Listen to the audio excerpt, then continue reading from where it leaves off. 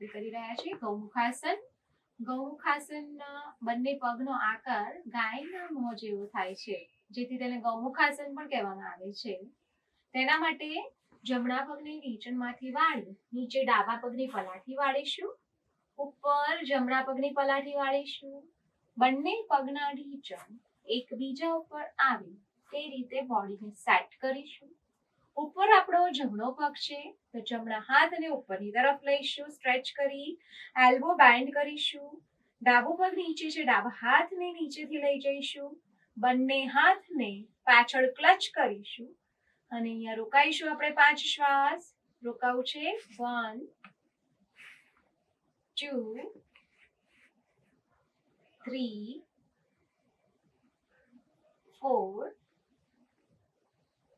5.